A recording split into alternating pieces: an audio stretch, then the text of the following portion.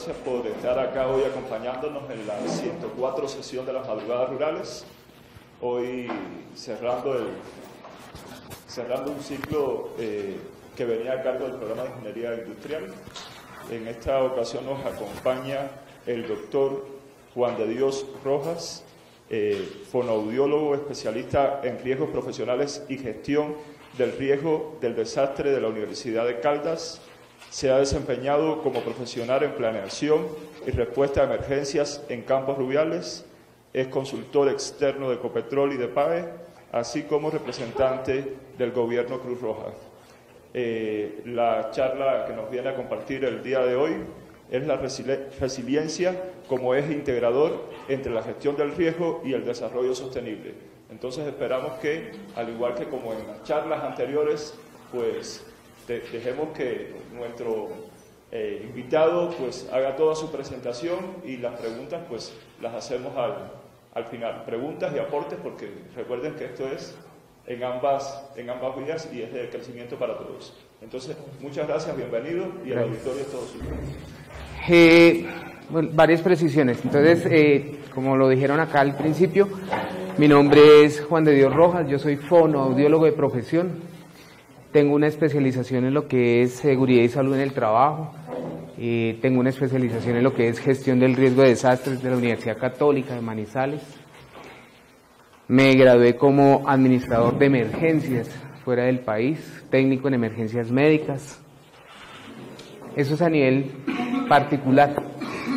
Soy consultor externo, pero también trabajo para una empresa dedicada al hidrocarburo como es Ecopetrol. Hago parte de un equipo coordinador de planeación y respuesta a emergencias en este momento paso a ser parte de lo que es Campos Rubiales, que es el campo que recibe Ecopetrol en este momento. A nivel de tiempo libre, soy voluntario de la Cruz Roja, hace 27 años.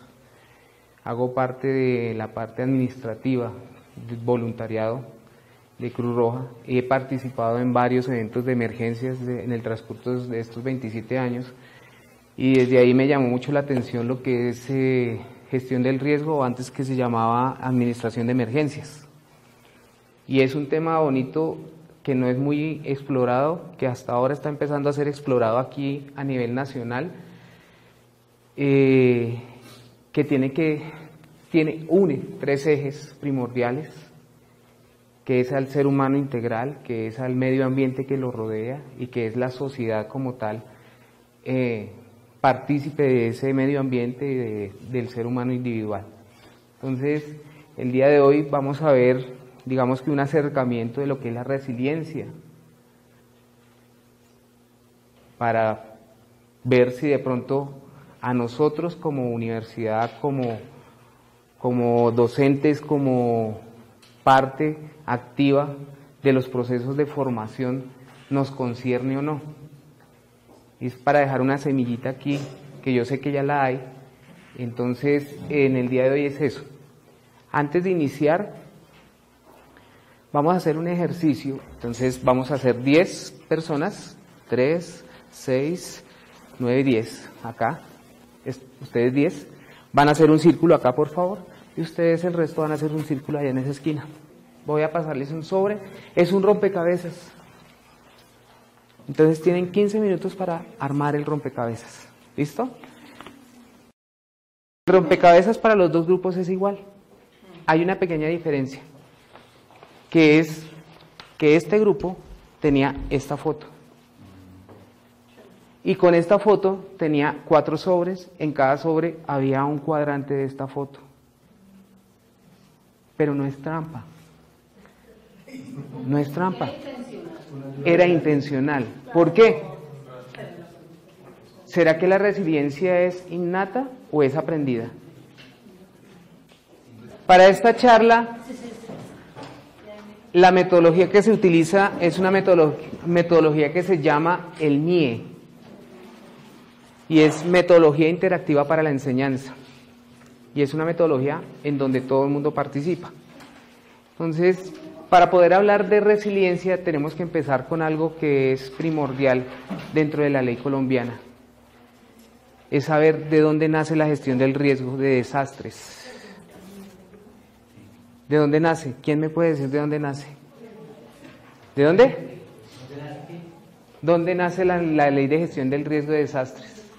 ¿De dónde nace? Sí. Bueno, pues entiendo que lo que ha hecho el país Buenos días, Camilo Castillo del Instituto de Estudios Ambientales. La ley de 2012 lo que hace es reorganizar lo que se ha hecho prácticamente como en 30 años en el país a raíz del primer referente es el terremoto de Tumaco, y a partir de allí toda pues la política pública y lo que se fue construyendo institucionalmente, pues digamos reaccionó frente a los que hoy ya no llamamos desastres naturales, a los fenómenos naturales, y fuimos avanzando en un aprendizaje para evidenciar pues que hay riesgos y hay pues prácticas para anticiparnos a los riesgos. Vale. Entonces miren que la ley de gestión del riesgo nació el 24 de abril del 2012, pero resulta que eso no nació ahí y desde ahí empezamos a manejar lo que eran desastres. Eso viene desde mucho tiempo atrás y lo que manejamos son eventos naturales que han afectado al ser humano, pero no por culpa de la naturaleza, sino es por culpa del mismo ser humano. Lo primero que tenemos que aprender es que no hay un desastre natural, no existe un desastre natural. Existen eventos naturales que porque el ser humano va e invade ciertas zonas que no debería invadir, se presentan esos fenómenos, afectando al ser humano. Entonces, vamos a empezar con el eje integrador que es la resiliencia. Y vamos a ver qué es gestión del riesgo, qué es desarrollo sostenible y cómo tiene que ver la resiliencia, el ejercicio que ustedes vieron ahorita, con todo esto. Y yo les decía, es que esto fue adrede, unos con foto y otros sin foto, porque es que la resiliencia abarca las dos cosas. La resiliencia es algo innato que tiene el ser humano, con lo que viene cargado el ser humano, y es la facultad o la facilidad que tiene de poderse sobreponer a algo que le pase. Pero no solamente eso le va a servir, hay otras estrategias que se utilizan para que esa resiliencia suba a su nivel, y es cuando yo tengo ayuda. Y en este caso es cuando yo tengo el proceso de capacitación, cuando yo tengo entrenamiento, cuando a mí se me facilita mucho más el poder salir o sobresalir de esos eventos.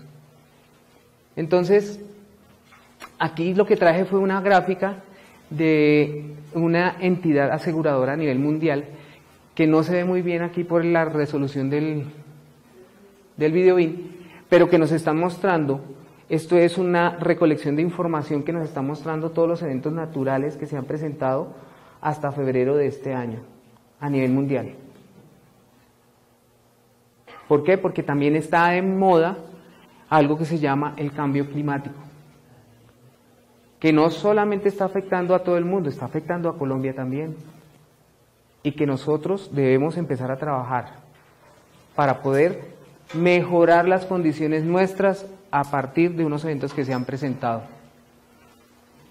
Entonces, como les decía, la ley 1523 del 2012, de abril, por la cual se adopta la Política Nacional de Gestión del Riesgo de Desastres y se establece el Sistema Nacional de Gestión del Riesgo de Desastres y se dictan otras disposiciones.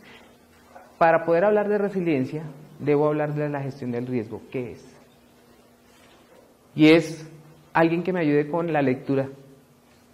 Es un proceso social orientado a la formulación, ejecución, seguimiento y evaluación de políticas, estrategias, planes, programas, regulaciones, instrumentos, medidas y acciones permanentes para el conocimiento y la reducción del riesgo y para el manejo de desastres, con el propósito explícito de contribuir a la seguridad, el bienestar, la calidad de vida de las personas y al desarrollo sostenible.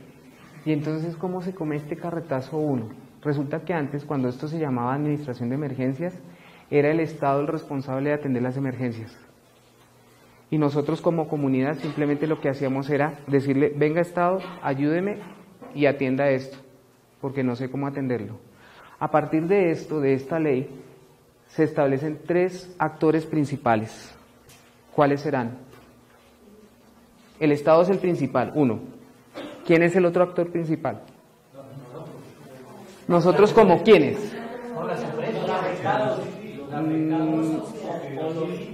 Como comunidad. Entonces, el segundo actor es la comunidad. ¿Y el tercer actor?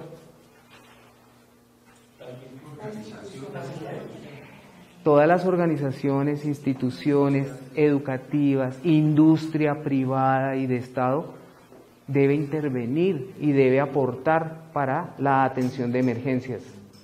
Pero no es para la atención de la emergencia como tal, como respuesta, sino también como proceso de preparación ante un posible evento que se llegue a presentar. Y entonces ahí de lo que se habla es que hay tres fases para poder atender esas emergencias, o tres procesos. Se estableció dentro de la ley 1523 algo que se llama conocimiento del riesgo. Y ese conocimiento del riesgo tiene 4 subtemas, 4 subespecializaciones que se llama una, identificación y caracterización de los escenarios de riesgo. Y es cuando yo me voy desde la Unidad Nacional de Gestión del Riesgo, desde la universidad, desde la entidad de la alcaldía, desde la comunidad, a analizar e identificar los posibles riesgos que me pueden presentar a mí para poder mapearlos. Otro, análisis de riesgos. La otra es el monitoreo del riesgo como tal y la última es la comunicación del riesgo. Esa es la primera. Entonces nosotros desde la universidad debemos establecer lazos o enlaces para poder empezar a hacer que la gente que está estudiando empiece a hacer ese proceso de análisis, que aprendan a hacer análisis dentro de sus carreras para poder determinar cuáles son los riesgos. Pero esto no solamente me sirve para los riesgos de desastres, eso también me sirve para el riesgo interior, para mi propia vida. La segunda, o el segundo proceso, es la reducción del riesgo. Disminuir el riesgo, mitigar el riesgo. ¿Y mediante qué lo hacemos? Intervención correctiva, intervención prospectiva y protección financiera. Y aquí entonces, ¿cuáles son ese tipo de intervenciones? Procesos de capacitación, procesos de formación, procesos de prevención y mitigación ante los eventos que se puedan presentar. Y el último proceso es el manejo como tal de los desastres. Yo ya tengo un mapa o ya tengo un análisis de riesgo, ya determiné cuál es el área de riesgo que se puede en donde se puede presentar el incidente, ya tengo procesos de preparación y disminución de esos eventos que se pueden presentar, pero también debo tener algo que se llama el manejo de los desastres. Y para ese manejo de los desastres nosotros tenemos 4 herramientas para utilizar. Una, la preparación para la respuesta. ¿Cómo voy a hacer yo para responder a un incidente? Y puede ser un incidente macro, yo como comunidad, o puede ser un incidente macro, yo como universidad, puede ser un incidente macro, yo como alcaldía o yo como Estado. Preparación para la recuperación, ejecución de esa misma respuesta y ejecución de la recuperación. ¿Todo para qué? Para esos 3 actores en los que ya habíamos hablado. ¿Cuáles son los instrumentos que se establecen? Planes de gestión del riesgo y estrategias para la respuesta a emergencias. Y esto está enlazado no solamente para la gestión del riesgo, sino nosotros también lo podemos aplicar para la universidad en lo que es seguridad y salud en el trabajo. Esto todo hoy en día, la política pública va enlazada de un área con otra. Y entonces en seguridad y salud en el trabajo hace poco salió, bueno, no hace poco, no, el año pasado salió un decreto que es el 1072. Y ese decreto lo que hace es establecer 3 actores principales. ¿Cuáles son? Los empleadores, los empleados y las ARL. Y ese decreto también nos habla en uno de los capítulos de los planes de emergencia industriales, que esos planes de emergencia deben estar enlazados con esto, mediante esa herramienta que se llama Plan de Gestión del Riesgo de Desastres. ¿Para qué nos sirve eso? ¿O cómo nos va a servir? La resiliencia. ¿Y qué es la resiliencia? Podemos tener muchas definiciones de lo que es la resiliencia. Vamos a conocer un poco de esa palabra para los que hasta ayer y hasta hoy la escucharon. La resiliencia viene del latín resilieri, que es recuperarse, retroceder y volver a lo original. Viene de un inglés que es resilience, capacidad o calidad de las maderas para soportar cargas severas sin romperse. Y ustedes vieron ahí un bambú, y una de las facultades que tiene el bambú es soportar grandes vientos, doblarse, pero no romperse.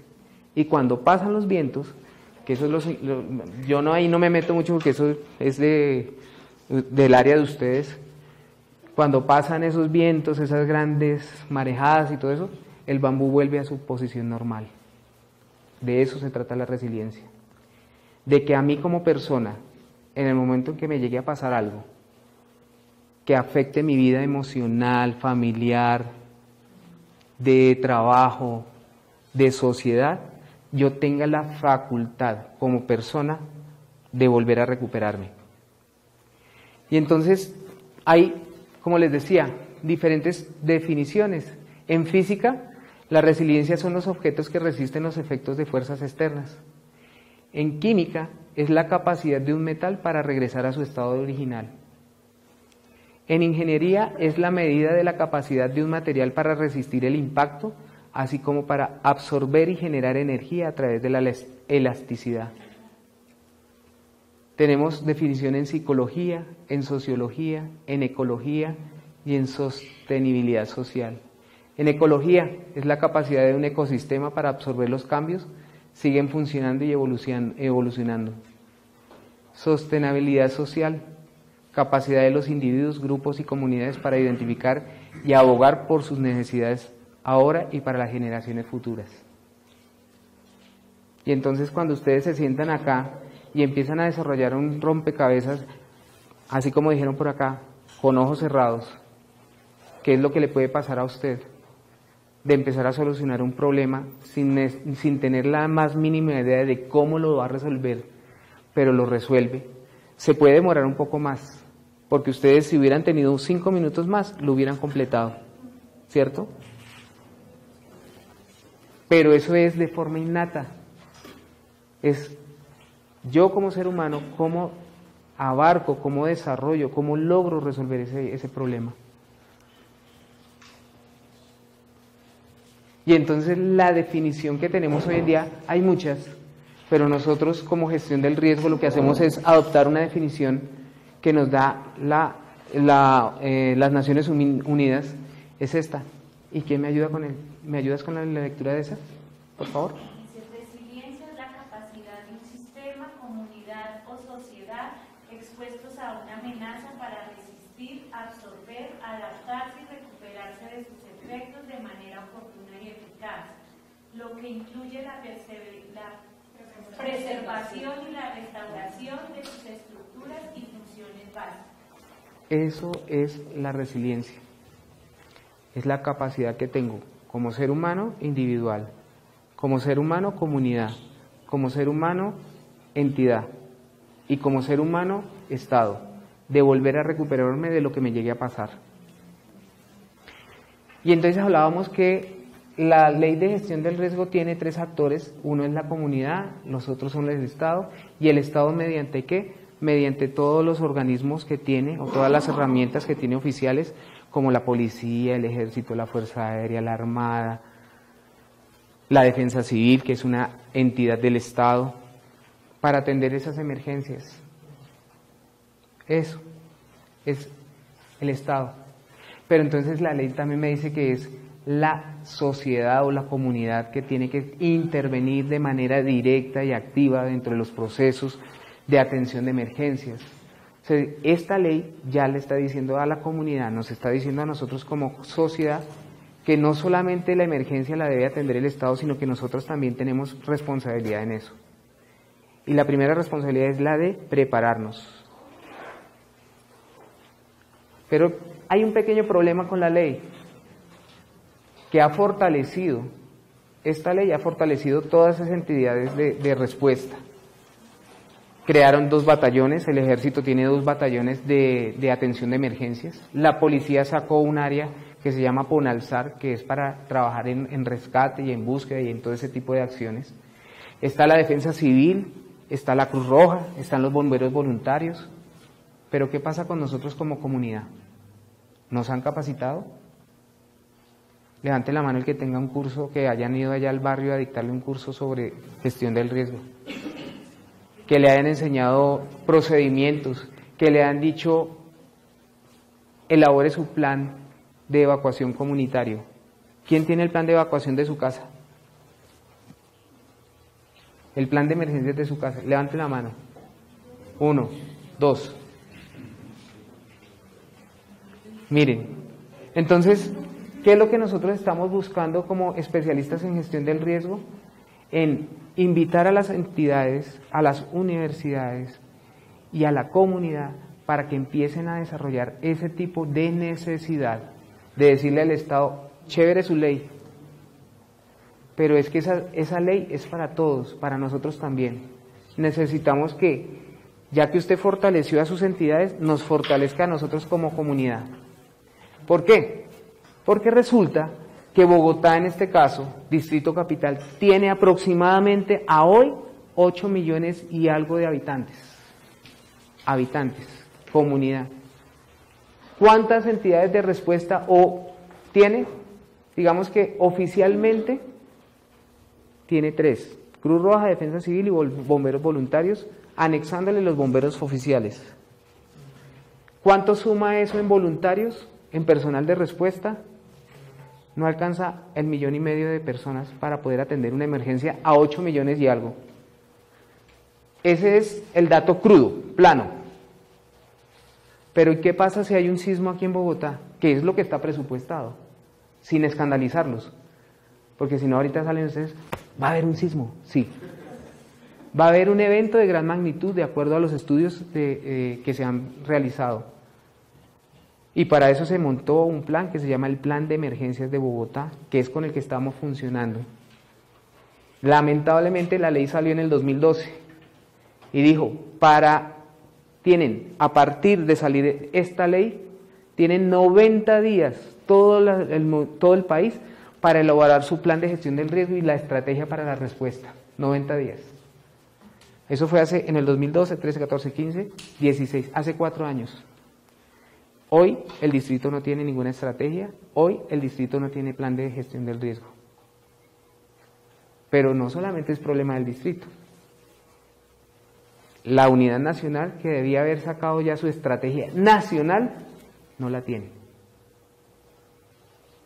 Entonces, nosotros trabajamos con el plan de emergencias para poder desarrollar eso. Y la idea es que ustedes como entidades educativas se enfoquen no tanto como a la gestión del riesgo de desastre, sino a una de sus partecitas, que es el conocimiento y el desarrollo de las habilidades para que puedan implementar todos los instrumentos, todas las acciones en pro de mejorar la gestión, en pro de fortalecer a la comunidad en caso de. Resulta que la resiliencia tiene propiedades, señor. Quería preguntarte cuál es la razón por la cual todavía no existen esos planes. Falta, digamos, de recursos de estas entidades. No, el problema que nosotros tenemos es que el Estado saca el Estado, como dijeron por acá, tiene políticas públicas que deberían ser una cadena ininterrumpida de acciones. ¿Qué quiere decir eso? Que al cambio de cada gobierno no debería estar interrumpiéndose esa cadena. Ese es el deber ser. Pero el problema es que cuando el gobierno saca, o el Estado, o la alcaldía, o cualquier ente, saca una política, el gobierno de turno se apodera y se autonombra como el dueño de eso, y cuando termina ese gobierno, interrumpe ese proceso. Y le dice al que sigue, pues es que esto es mío, ahora usted venga y monte lo que usted necesite o quiera, cuando no debe ser así. Porque esto viene desde la parte de Estado. Y entonces el Estado me está diciendo, monte su estrategia. No importa qué tipo de gobierno venga. sino que ese gobierno que esté de turno monta unos pasos y cuando llegue el próximo lo que hace es mirar qué hay acá, ajustar y seguir trabajando para actualizar esos procedimientos. Bogotá tiene 4 escenarios de riesgo para poder atender emergencias. Bogotá es una de las ciudades más avanzadas en lo que son las partes de prevención. Y entonces, como yo les decía, tengo 1,5 millones de personas que van a responder, pero que en el momento en que se llega a presentar un evento, puede pasar lo que pasó en Armenia. El sismo se presentó y se cayó la estación de bomberos y mató a algunos bomberos. O sea que ya no son 1,5 millones los que tenemos acá. Exacto. Y entonces, ya, eso es plano, lo que yo les digo, esto es una información plana, eso es lo que hay. Pero en realidad, si se llegara a presentar algo, acá ya no tendríamos 1,5 millones de voluntarios. ¿Por qué? Porque primero está mi familia como voluntaria. Y si se presenta una emergencia, primero atiendo mi familia.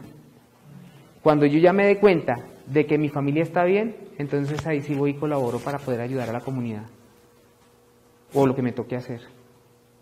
¿Cuántos voluntarios o cuántos bomberos van a morir en ese sismo o en ese evento de gran magnitud? Bomberos oficiales aquí en Bogotá tienen una nómina de 480 bomberos. Pero resulta que es que 480 no es por turno, eso es total, o sea que por turno hay 240. A esos 240, réstele los que están en vacaciones, los que están incapacitados o los que están de permiso. Por ahí 180 bomberos para atender 8 millones de habitantes. Entonces, la resiliencia me está diciendo es que usted nació con la capacidad de sobresalir a una emergencia, a un evento. O sea, nació con la capacidad de renacer ante un desamor. ¿Sí o no? Cuando era uno joven, más joven, ahorita estamos menos jóvenes, me terminaba mi novia y entonces yo me sentaba a llorar un mes. ¿Ah? Un mes. O 3 años. Pero es que de ahí nace la resiliencia. Entonces, hay unas personas que lloran un mes, hay otros que lloramos 3 años. Otros 20. Otros no lloran. Pero buscamos estrategias para poder soportar. Entonces, miren que usted está aplicando resiliencia. Ahora sí ya entendimos cómo es la resiliencia ahí. Es eso. Entonces, las propiedades que tiene la resiliencia son 2. La primera es inherentes. ¿Alguien me ayuda con esa palabra? Ingeniero, por favor. Su merced, ya que se puso de bombero ahí. Venga, lea. Se refiere a la capacidad de un individuo, familia, colectividad, institución o sistema para funcionar apropiadamente en tiempos de normalidad, no crisis. Listo. Institución. Aquí entra la universidad y todas las universidades a nivel docente. Y adaptativas, ayúdame. Relacionada con la flexibilidad demostrada por el sujeto de estudio durante y después de un evento o crisis, para adecuar su comportamiento y la creatividad para abordar los problemas inducidos por el desastre. Estas 2 propiedades de la resiliencia están correlacionadas. Sujetos con capacidad de recuperación inherente están en mejores condiciones para desarrollar e implementar estrategias de adaptación. Listo. Y entonces yo llegué y hice mi lectura de este proceso de las propiedades de la resiliencia. Y me van a perdonar ustedes, pero llegué y me puse a leer la página de la universidad y encontré por ahí algo que dice misión de la Universidad Agraria.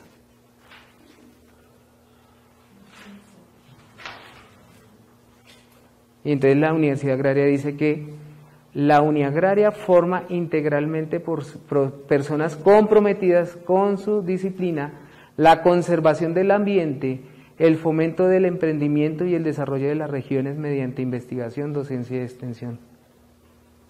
Y lo que hice fue decir que estas 2 propiedades inherentes a la resiliencia le aplican a la misión de la Universidad Agraria, ¿o no?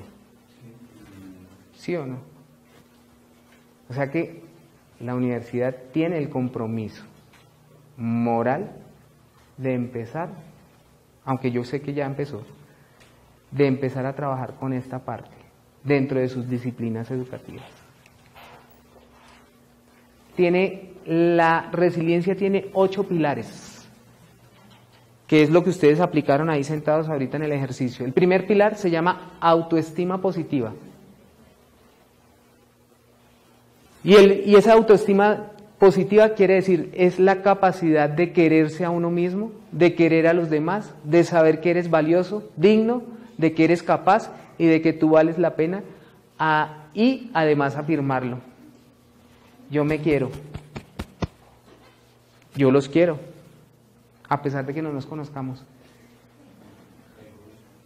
¿Ah? Entonces el primer pilar es la autoestima positiva. La segunda es la introspección. La introspección es la capacidad, me voy a caer, es la capacidad de preguntarse a sí mismo sobre los propios actos, estados de ánimo o de conciencia y darse una respuesta honesta. Introspección. Que yo me siente y me empiece a cuestionar. ¿Quién soy yo? ¿Qué quiero? ¿Para dónde voy? Que si lo que estoy haciendo me gusta. Porque hay una diferencia entre lo que yo hago por placer y lo que yo hago porque me gusta, porque me nace. Independencia. Capacidad de mantener la distancia emocional y física sin caer en el aislamiento. Saber fijar límites entre uno mismo y el entorno problemático. Yo debo empezar a trabajar con mi entorno. Eso es resiliencia. Que no me afecte mucho o nada lo que está pasando en mi entorno laboral, familiar. Que yo tenga la capacidad de sobresalir a lo que esté pasando ahí. Relación. Capacidad de relacionarse, de establecer lazos e intimidad con otros y equilibrar la propia necesidad de afecto con la actitud brindada a los demás. Iniciativa. Capacidad de ponerse a prueba en tareas cada vez más exigentes y cogerle gusto a la exigencia, responsabilizándose y ejerciendo control de los problemas. Sentido del humor. Capacidad de encontrar lo cómico en la propia adversidad, alejándose del foco de tensión, relativizando y positivando los problemas. Yo de vez en cuando me tengo que reír de mis problemas. ¿Por qué? Porque si no me río de mis problemas me voy a volver amargado. Y cuando yo me vuelvo amargado, puede pasar lo que le pasó al elefante que iba caminando por un lago y resulta que ese lago era de un agua cristalina, pura, se podía uno reflejar en él. Y el elefante llegó y agachó la mirada y se le cayó el ojo, un ojo se le cayó en él. Y se asustó ese elefante. Y empezó a batir el agua y entonces el agua se empezó a enturbiar y pues ya con el otro ojo no veía su propio ojo.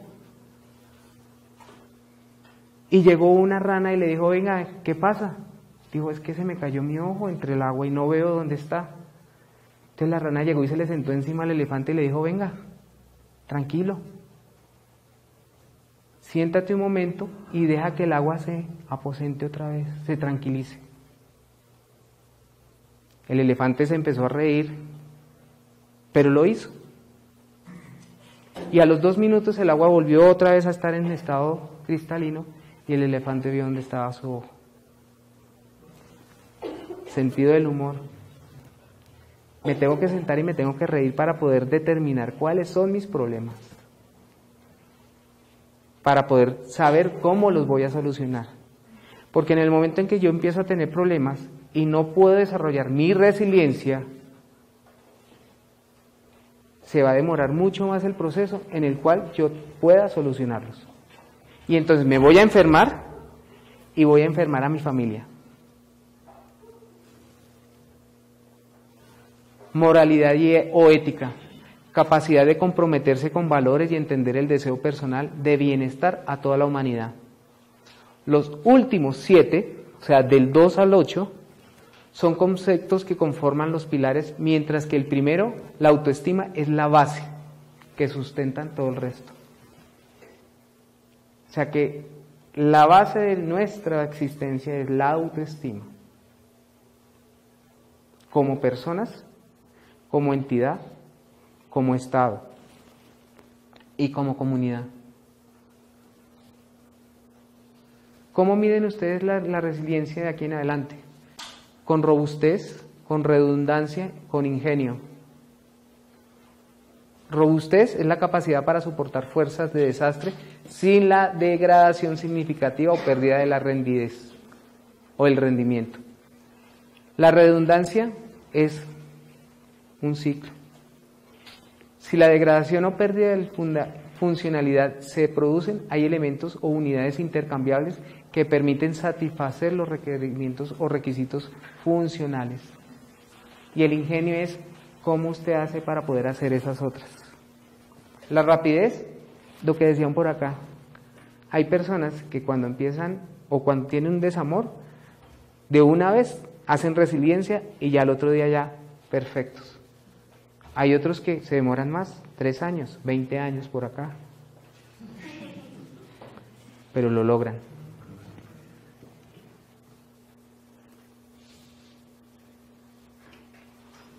A nivel de comunidad, organizaciones de base comunitaria con voluntarios capacitados, evaluación de riesgos, la vulnerabilidad y la capacidad de ser socializados en la comunidad, reducción de riesgos de la comunidad, planes formulados y ejecutados, participación de las mujeres, niños, grupos vulnerables en los procesos de toma de decisiones.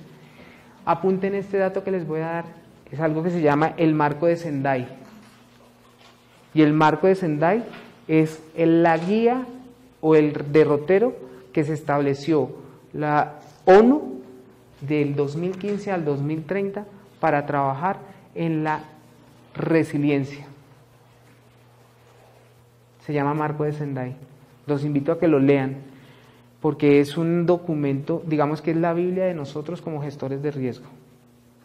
Antes de ese documento, hasta el 2015, desde el 2005 al 2015, existió un documento que se llamaba, de pronto lo hayan escuchado, el Marco de Hyogo.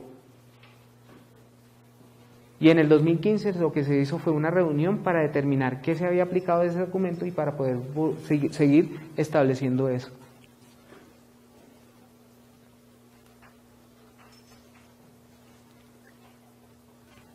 Entonces hemos hablado de la gestión del riesgo de desastres. Al menos ya sabemos de dónde viene, de dónde nace. Aprendimos los que no sabíamos que era la resiliencia, de manera general. Tenemos un pequeño problema aquí en Colombia, y es que hemos asistido a muchas reuniones y hoy en día todo el mundo habla de resiliencia. Pero son muy pocos los que saben realmente qué es la resiliencia.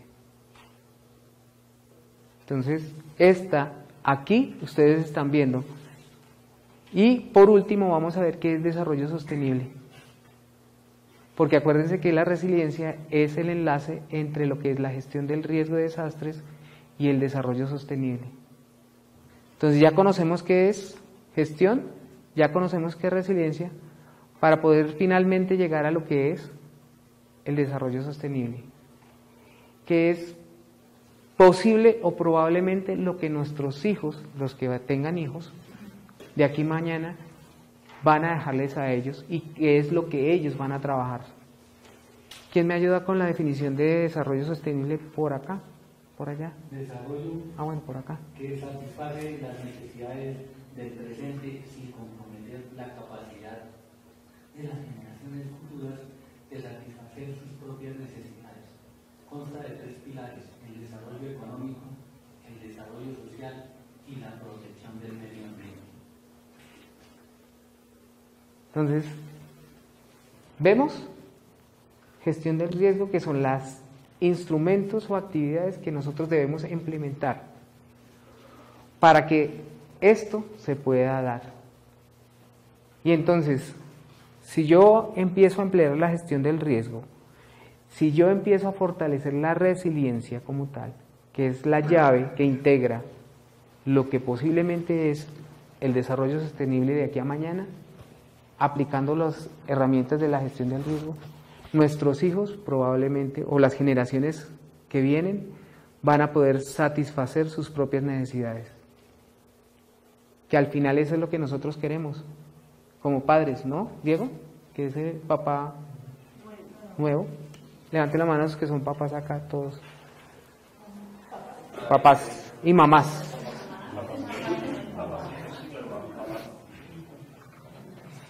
¿Eso no es lo que ustedes quieren para sus hijos? ¿Que ellos tengan la posibilidad de tener un mejor futuro, un mejor mundo? Difícil, pero cumplible. Este era, digamos que, el mensaje que les quería traer en el día de hoy. Cortico, pero creo que es un granito de arena en todo lo que tenemos que hacer. Es algo que de pronto no hemos tenido en cuenta en nuestra vida, en nuestro trabajo, pero que conociéndolo podemos aplicarlo.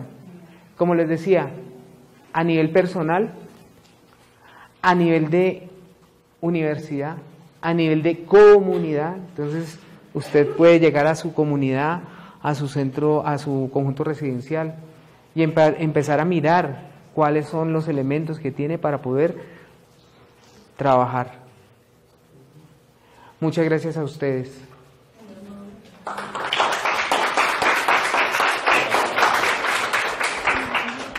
Pues Juan de Dios, muchísimas gracias por su intervención. En este momento entonces damos apertura para que de pronto si tenemos alguna intervención, algún comentario lo podamos hacer o alguna inquietud al respecto. Yo sí tengo una inquietud y es si nosotros como comunidad, independientemente que sea institución universitaria, sea nuestra propia comunidad donde estamos habitando, nuestros hogares, ¿a dónde debemos acudir para que nos orienten? Porque de pronto es lo que uno piensa, digamos, en los conjuntos residenciales, y uno dice, bueno, pero hay alguien experto acá, y si no lo hay, ¿cuál es el paso a seguir? ¿A dónde lo puedo ubicar? ¿Con quién puedo hablar para este tipo de Miren, en este caso, Bogotá tiene 20 localidades, 20 alcaldías. Entonces, cada localidad tiene, o la comunidad de acuerdo a la localidad en donde se encuentre, podría ir a su alcaldía y solicitar que le informen cuál es el plan de gestión de riesgo que tiene para atender las emergencias de esa localidad. Hay un ejercicio muy bonito en el cual yo estuve participando hace poco y es la alcaldía de La Candelaria, que destinó unos recursos para hacer 2 diplomados. He participado ya en 2 diplomados para la comunidad, en donde saca la convocatoria abierta diciéndole, oiga, señores industria de La Candelaria, señores comunidad que vive aquí en La Candelaria, tenemos un diplomado de gestión del riesgo abierto para que usted venga y participe de forma gratuita. Entonces, es un ejercicio que ya están empezando a hacer, digamos, la alcaldía, y que la alcaldía de La Candelaria es la que llega, digamos, ese primer paso. Entonces, como les decía, son 3 actores, el actor es el Estado y tiene 3 niveles, a nivel nacional, a nivel departamental y a nivel municipal. Y dentro de esos 3 niveles está el distrito, que es municipal o distrital. Entonces las alcaldías deben tener o deben implementar, deben, entre comillas, pero si nosotros como institución logramos montar ejercicios en donde digamos, venga, yo quiero que la comunidad se capacite y le paso la propuesta a una alcaldía, podríamos lograr que las alcaldías hicieran esos diplomados para la comunidad. Lo que yo les decía, hoy en día estamos sobreentrenados, entre comillas, las entidades de respuesta. Tenemos equipos, tenemos gente experta con equipos sinófilos, se llaman así todavía, ¿no? Así porque yo. Entonces, ¿pero y qué? ¿Y la comunidad qué? Si se llega a presentar un evento de gran magnitud y no hay gente que los ayude, ¿cómo hacen en la comunidad para poder responder que eso es lo que debemos hacer? Que la comunidad responda.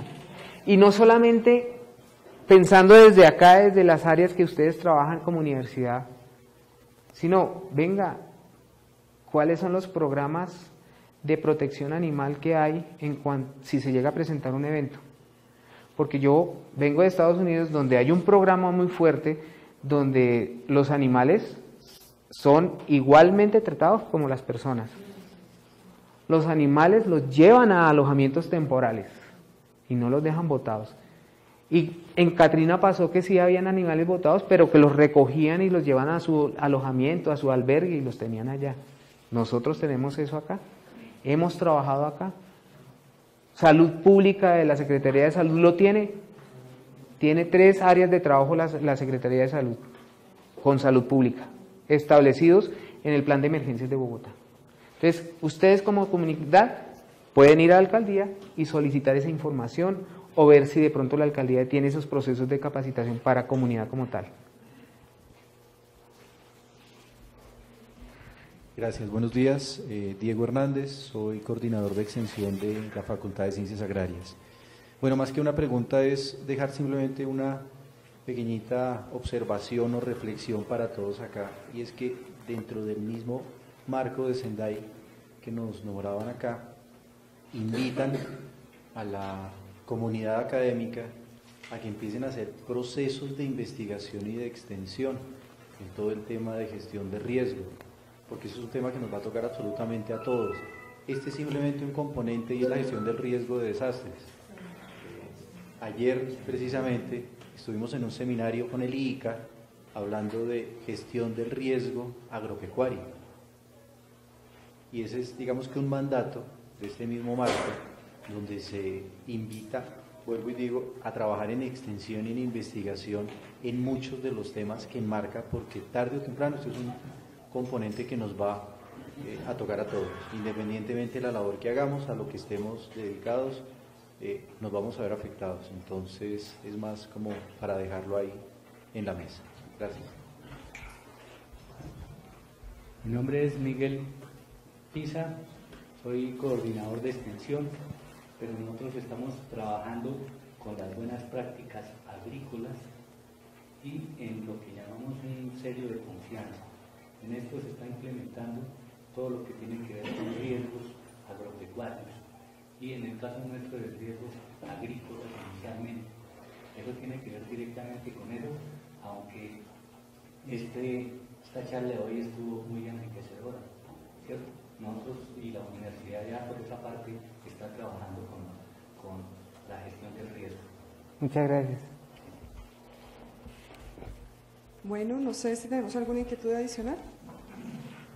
Sí, quiero preguntarle, porque pues nos hizo una presentación, claro, introductoria, preliminar, y hay un tema al final que nos dejó, digamos, en título, y es la articulación que va empezando a tener la gestión ambiental con la gestión del riesgo. Entonces quisiera pedirle que nos profundizara un poquito en ese sentido, que es lo que nos anunciaba al final con esta noción de desarrollo sostenible. Gracias. Ok, cuando desarrollo sostenible, en su último pilar, que es la parte ambiental o el manejo del entorno, nos está invitando a algo que ya se ha venido trabajando.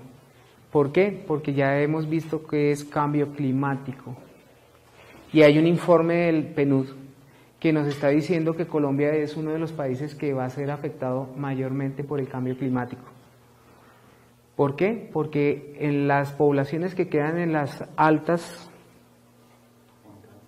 en las montañas, van a tener problemas de suministro de agua, porque se va a perder esa agua que está ahí reservada. Y segundo, al haber pérdida, que ustedes como ingenieros agrónomos y que trabajan con la tierra, saben que si se pierde eso va a haber un desnivel, un desbalance y que se van a presentar deslizamientos. A nivel de poblaciones bajas, se van a presentar inundaciones que van a haber afectado a todas las poblaciones, va a haber pérdida de terreno que se está presentando. Entonces, la invitación que me están haciendo a mí con desarrollo sostenible en cuanto a la parte ambiental es que todas las profesiones, todas las universidades que están trabajando con este tipo de programas empiecen, como decía el doctor Diego acá, a implementar dentro de su cátedra y dentro de sus planes de acción hacia la comunidad, si lo tienen, estrategias para tratar de mitigar el impacto ambiental que se puede presentar. Colombia va a tener al 2070 un aumento de más o menos 4 grados en temperatura, de acuerdo al informe del PNUD. Entonces, la invitación y el enlace que hay entre lo que es la gestión del riesgo de desastres, que es una cosa general, con el desarrollo sostenible es que si yo no empiezo a actuar ya, mis hijos o mi descendencia no van a tener un futuro en este planeta. ¿Pero cómo? Mediante los procesos resilientes, que no solamente es como ustedes lo hicieron aquí otra vez, no solamente es porque yo intuyo, porque yo creé una estrategia que, mire, hagámoslo por el marco blanco primero, y porque esta figura casó con otra, sino que mediante esos procesos de capacitación, de fortalecimiento a nivel educacional, podamos tener la mitigación formal de lo que son esos procesos.